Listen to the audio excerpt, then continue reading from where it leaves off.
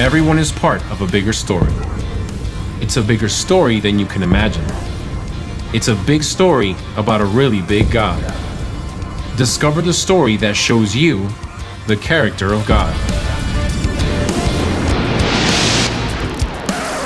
Hey!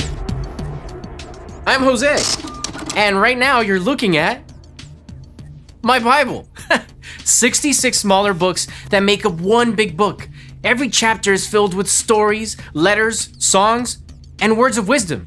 And they all add up to one big story about how God created us and loves us so much, He made a way for us to be with Him.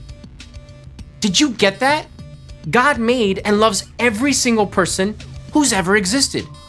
That means they're important, and they deserve your respect.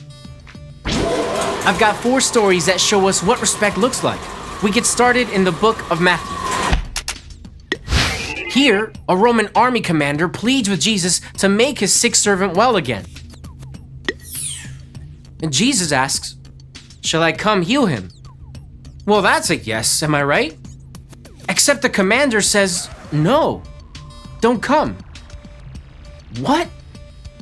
But the commander's reasons for that no impress Jesus so much, he takes action right then and there. Moving on to the book of James. Here, James, the brother of Jesus, writes a letter to believers.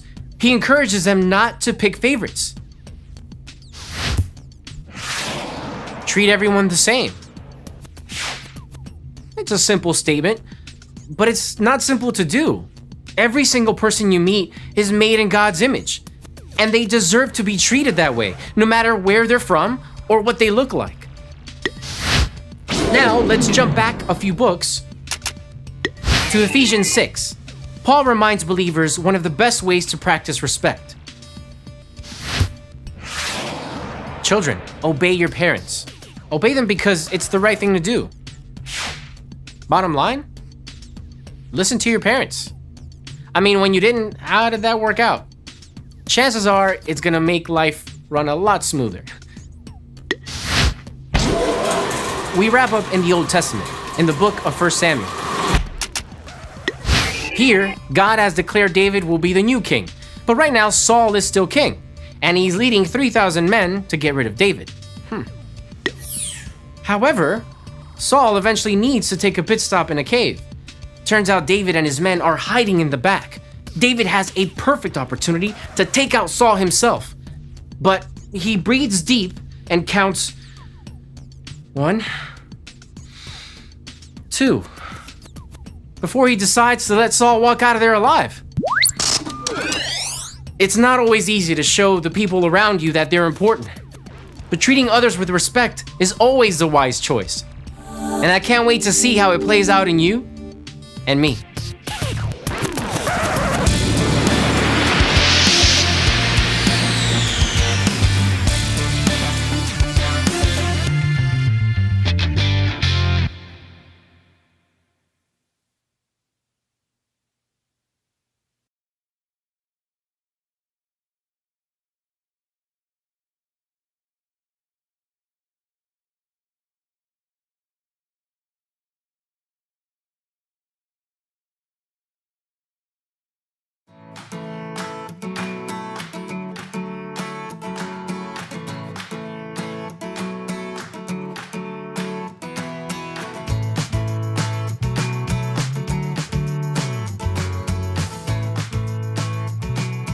Hello everybody, I'm Jonathan, and if you're wondering why I'm dressed this way, it's because I'm auditioning to be a member of my community marching band. Now, I've been told that you don't have to wear the uniform in order to audition, but this helps me get into the spirit. Also, the audition's not for a few weeks, which is great because that gives me time to decide what instrument I want to play. Now, I know I want to be a percussionist, which is just a fancy way of saying a drummer. But there are still several different drums to choose from. The bass drum, the snare drum, the tenor drums, aka the quints. Yeah, and some others I can't remember. I just know I want to play the drums, because the drum line is the backbone of the marching band. They set the tempo of every song and keep the entire band in step. I'll be getting all kinds of respect. Respect is showing others that they are important by what you say and do. And if I'm leading the band with my drum, people will respect my rhythm, because I'll be the most important. Of course, there is the other part of the band with their trumpets and loud horn blaring thingies. They have their place, but the drum is king, and I want the biggest drum of all.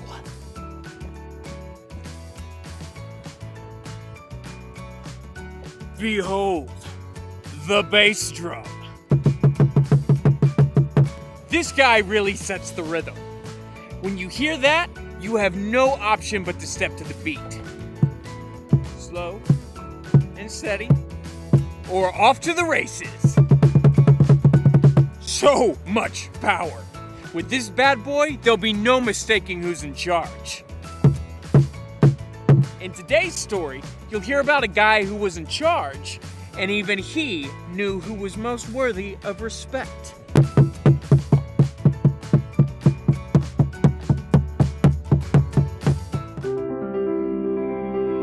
The Bible isn't just a book of random stories. It's 66 different books that come together to tell one story. An incredible one. About God's love for us. And now for an amazing story. Inspired by the book of Matthew, chapter 8. Verses 5 to 13. When Jesus taught the crowds, he didn't drone on and on like some teachers of the law. In accordance with Rule 4b, under Ordinance 6c, thou shalt not burn any yeast or honey. Instead, Jesus spoke with conviction and authority. Not everyone who says to me, Lord, Lord, will enter the kingdom of heaven. Only those who do what my Father in heaven wants will enter. Soon, it wasn't just Jewish people who were paying attention to Jesus. Even some of the Roman rulers were captured by what Jesus had to say. One of these men was a Roman military commander who lived in Capernaum. We'll call him, Atticus. Forward, march! Atticus was in charge of about 100 soldiers, and whenever he spoke, they all jumped to attention. And halt! Now, Atticus had a servant he loved deeply, perhaps like a son. We'll call him Julius. Tell me, Julius, why are all these people crowding into town? It's Jesus, sir. The teacher? He's here? They say he healed a man with leprosy, just like that. I've heard the stories. People flock to him everywhere he goes. Let's go see what he's like. Bring my cloak. Yes, I don't. Julius, what's wrong?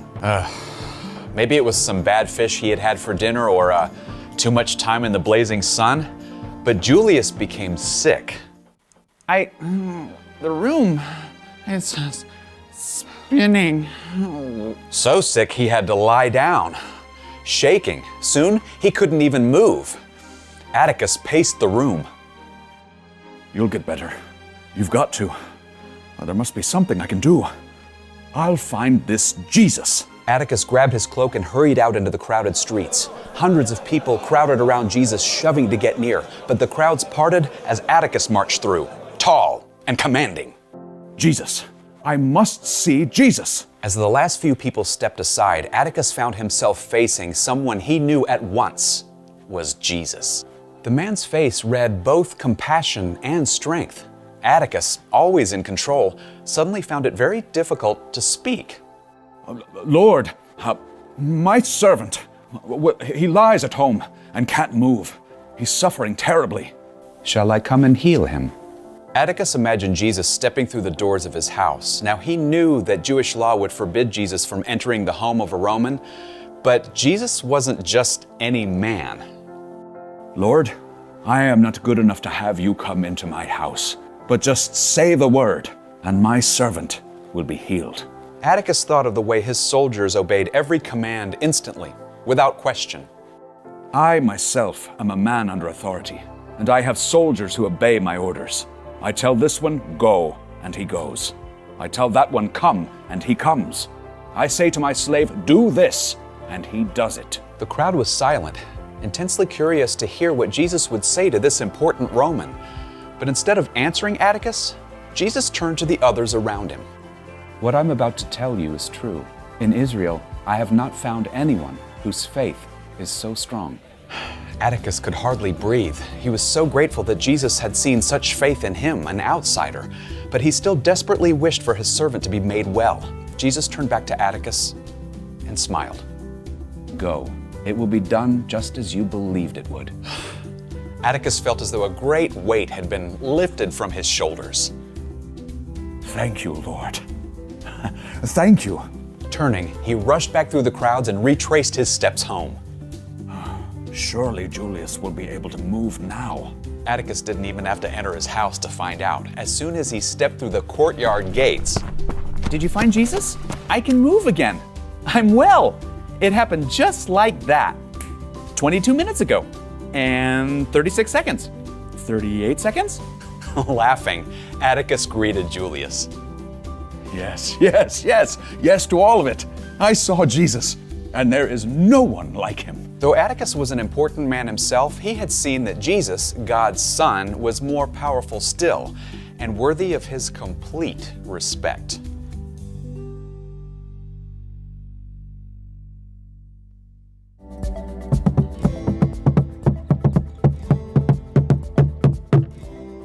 There are a lot of people in the world that you're supposed to respect. In a marching band, you respect the drum major or the band director. At school, you respect your teachers and the principal. At home, you respect your parents or maybe even an older brother or sister. You may even find yourself in a position where you're the one who gets the respect. But as the Roman commander already had figured out, there's somebody who deserves more respect than anybody. God. Sure, people may be in charge of bands or classrooms or other people, but God is in charge of making sure the earth keeps turning.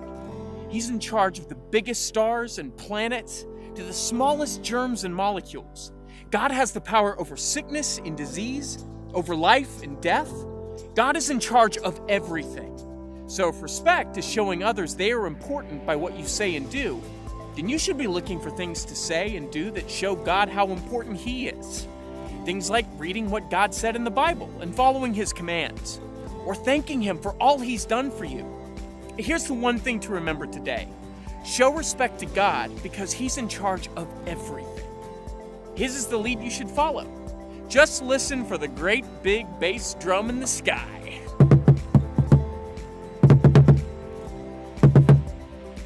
Huh. I wonder if that's what thunder is.